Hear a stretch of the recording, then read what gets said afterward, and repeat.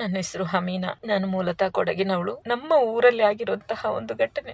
4 ಮಕ್ಕಳು ಅವ್ರ ಗಾಡಿಯಲ್ಲಿ ಹೋಗ್ತಾ ಇರ್ಬೇಕಾದ್ರೆ ಲಾರಿಗೆ ಆಕ್ಸಿಡೆಂಟ್ ಆಗಿ 4 ಮಕ್ಕಳು ಕಳ್ಕೊಬಿಟ್ಟಿದ್ದೀವಿ. ಯಾವ ತಾಯಂದಿರಿಗೂ ಈ ನೋವು ಕೊಡೋದು ಬೇಡ. 4 ಗಂಡು ಮಕ್ಕಳು. ಇವಾಗ ಮೈದಾನಿ ಹತ್ರ ಇಲ್ಲಿದ್ದೀನಿ ನಾನು. ಆ ಮಗುನ ಎತ್ಕೊಬರೋದು ನೋಡ್ಬಿಟ್ಟು ನನಗೆ ಸಹಿಸ್ಲಿಕ್ಕಾಗ್ಲಿಲ್ಲ. ಯಾವ ಒಂದು ತಾಯಿಗೂ ಹೇಳಕ್ಕಾಗಲ್ಲ ಈ ನೋವನ್ನ. ಮಕ್ಕಳು ಯಾರದೇ ಆಗ್ಲಿ, ಹೆತ್ತ ತಾಯಂದಿರಿಗೆ ನೋವು. ದಯವಿಟ್ಟು ನಾನು ಎಲ್ಲರಲ್ಲೂ ಮನವಿ ಮಾಡ್ಕೊಳ್ತಾ ಇದ್ದೇನೆ, ರಾಂಗ್ ಡ್ರೈವ್ ಮಾಡಬೇಡಿ. ಆದಷ್ಟು ಸಮಾಧಾನದಿಂದ ಹೋಗಿ, ಎಲ್ಲೇ ಹೋಗಿ ನಿಧಾನವಾಗಿ ಗಾಡಿ ಚಲಿಸಿ.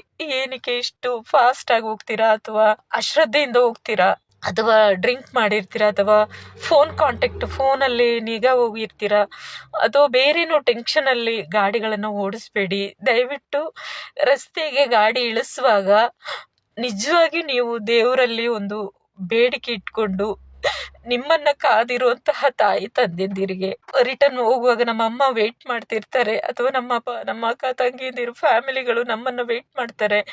ದಯವಿಟ್ಟು ಯಾರು ರಾಂಗ್ ಡ್ರೈವ್ ಮಾಡಬೇಡಿ ಪ್ಲೀಸ್. ಕೈ ಮುಗಿದು ಕೇಳ್ಕೊಳ್ತಾ ಇದ್ದೇನೆ.